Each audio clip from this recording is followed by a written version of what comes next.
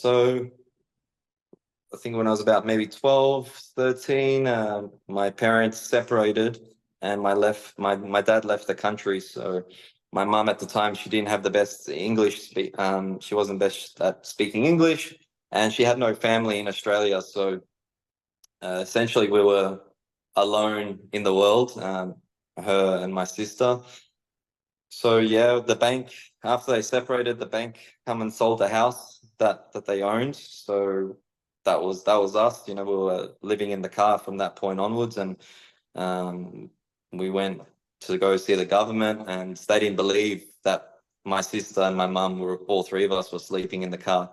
So they come outside and had a look, and they were like, "Wow!" So that's when they really had to make something happen quick. So they didn't have a house ready for us. So that's when we were living in a church for a little bit. We lived in a refuge camp for a little bit until they found us a suitable home to stay in. So yeah, that was a little crazy experience that we had of being in poverty, homelessness, and just not knowing what to do in life. So the Victorian government helped us a lot, and they even provided me a scholarship, and they paid for my jiu-jitsu training for the 1 year. So that was they allowed me to stay in the sport.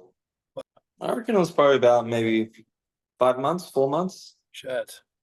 And you were Yeah. 12 at the time. Yeah. Oh, right. Yes.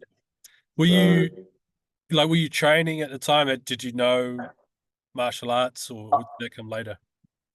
yeah, I was training a little bit. Like my father got me into different types of martial arts, but it was just something to do as a kid, as a curriculum, and it was more, he got me into that because I was no good at soccer. So he was like, you might as well learn how to defend yourself, mate. So but yeah, at that point it was just something that, the parents were taking their kids to, you know, activity. It was more so later in my life where I found the true passion and the love for it, and that's where I had the dream to become a world champion. After that little period, I stopped going to school. So I left school in year 8 because we were just struggling so much, and my head wasn't in school. So I wanted to work. I wanted to provide for my family. So I became a brickies labourer. So I was a bricklayer's labourer for about 4 years, and not really training that much, just maybe once a day or something like that. And when I reached 18, I was very lost in life. I obviously couldn't be I didn't want to actually be a bricklayer.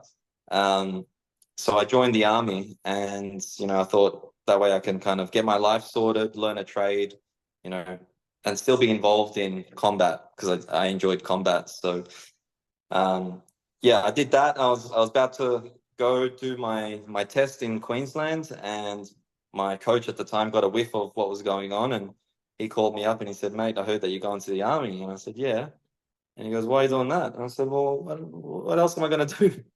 And he goes, "Do something you love." And I was like, "What's that?" And he goes, "Fighting." I'm like, "Mate, how can I do fighting? Like, what does that mean? Like, how can I live?" And he's like, "Look, I'll give you a job as an instructor, as a jiu-jitsu instructor, and I'll give you a place to stay, and you can just train and coach and live this life." So I hanged up the phone, packed my bags, and I went straight to, if I look back at everything that's happened, I'm grateful for everything that's happened. And yeah, it all still feels like a little bit of a dream, to be honest. So no, it's amazing.